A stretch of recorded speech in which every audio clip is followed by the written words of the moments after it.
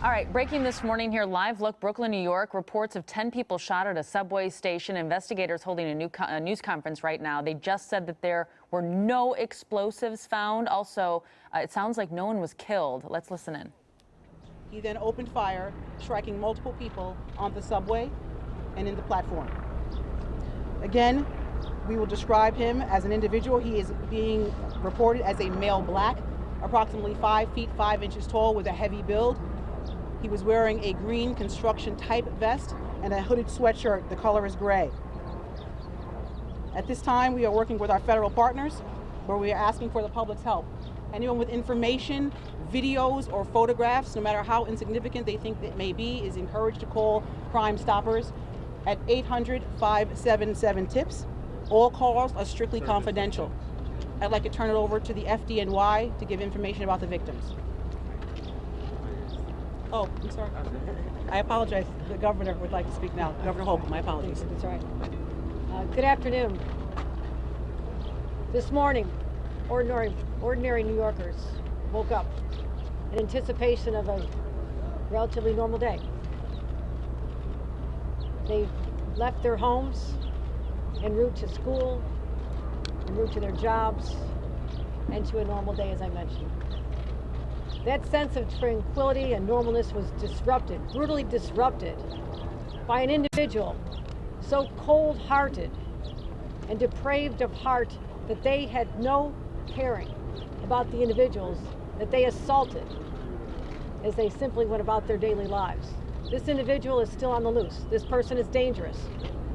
They're asking individuals to be very vigilant and alert. And you'll get more reports on specificity as the day goes on. So this is an active shooter situation right now in the city of New York. I just got off the phone with the mayor. He's recovering well, he is monitoring, he's actively engaged in the situation. I wanted to let him know that the people of the entire state of New York stand with the people of this city, this community, and we say no more. No more mass shootings. No more disrupting lives. No more creating heartbreak for people just trying to live their lives as normal New Yorkers. It has to end, and it ends now. And we are sick and tired of reading headlines about crime, whether they're mass shootings or the loss of a teenage girl or a 13-year-old. It has to stop. I'm committing the full resources of our state to fight this surge of crime, this insanity that is seizing our city, because we want to get back to normal. It has been a long, hard 2 years. That's what we crave, that sense of stability and normalcy, and this is what the mayor and I are going to continue to work toward. And I thank the partners, the brave people of the MTA, the first ones who had the sense, the drivers of the train, to leave the station to make sure no more victims could be hurt. The NYPD, FDNY, state police, everyone involved in this has one purpose, and that's to stop the insanity of these crimes. You'll hear now from our fire department. I want to thank them for being there to help us diffuse a volatile situation.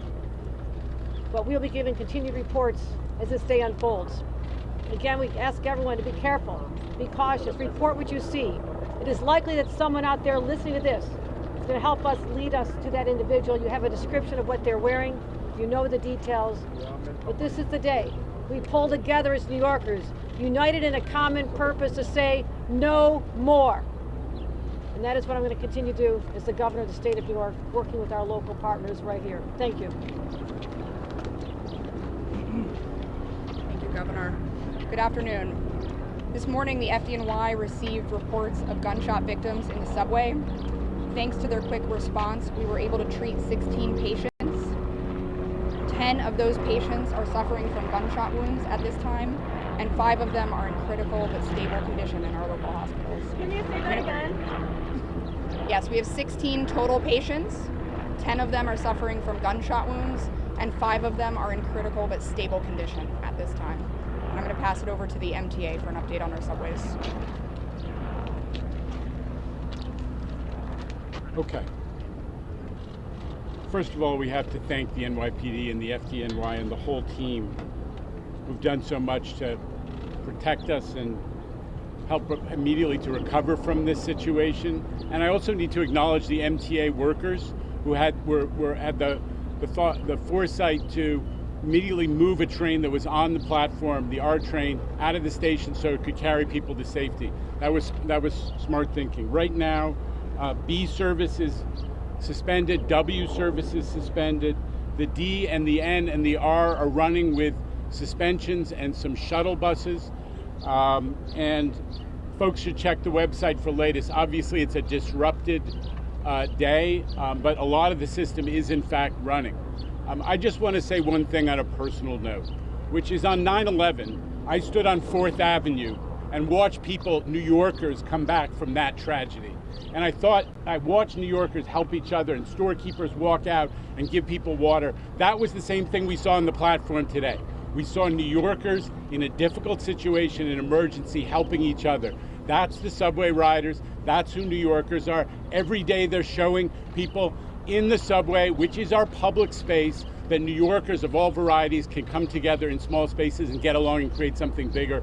That's what we remember in these emergencies, as well as the tragedy and the thought for the quick recovery of the victims, is New Yorkers are incredibly resilient, just as they are in every emergency, and we thank them for what they've done, and we thank the governor and the mayor for their leadership in all of our recovery from COVID and from every one of these challenges. So, just to reiterate, we're going to be very limited in what we are able to answer in questions. Just to also underline our partners here, we got Mike Regan.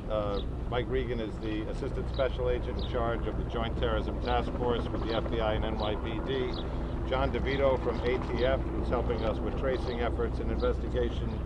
He's the Special Agent in charge for New York City. Or the Brooklyn District Attorney, Eric Gonzalez, who is also here.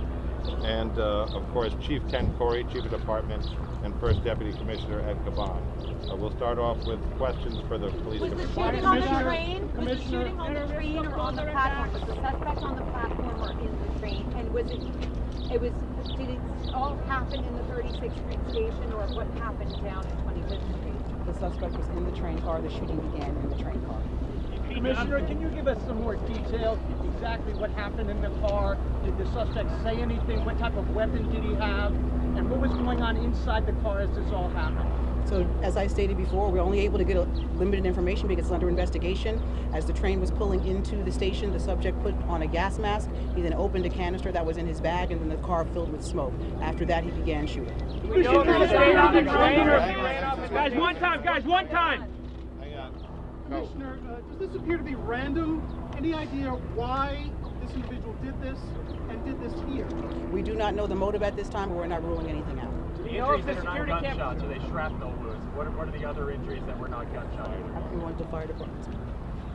There are a variety of other injuries, from smoke inhalation to shrapnel to panic from the incident.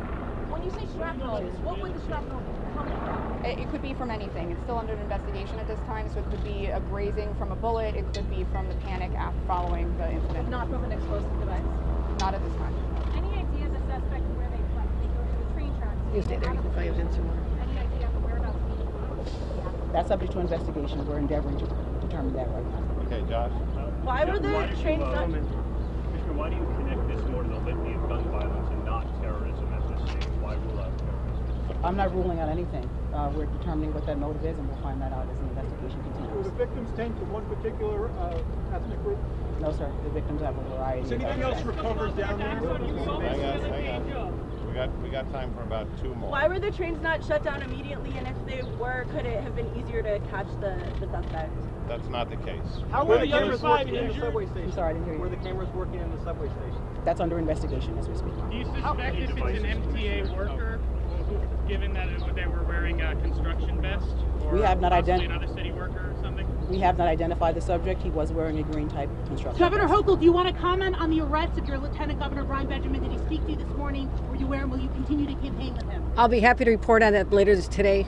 We'll have a statement out there. I've not had a chance to speak to him. I was doing media interviews this morning, but this is not the place, but I will be addressing it very shortly. Let's focus on the fact that there are people in a hospital right now fighting for their lives. Those are the people we're thinking about and praying for at this moment. All right, thank you very much. Listen, we're going to get... Hang on a second.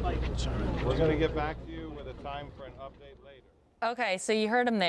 They're going to get back to us with an update later, and we're going to find out more at a later time. And, you know, when that happens, of course, we will bring that to you. But briefly here, talking about this New York subway shooting, 16 people were injured, 10 people were shot, 5 critically, and it sounds like the suspect is still on the loose right now. There had been earlier reports of some possible undetonated explosives. That turned out not to be the case. But, I mean, look at that police presence right now as they investigate this situation. We will continue tracking this. And as I mentioned, it sounds like there's going to be another update later today. And when that happens, we'll bring that to you live.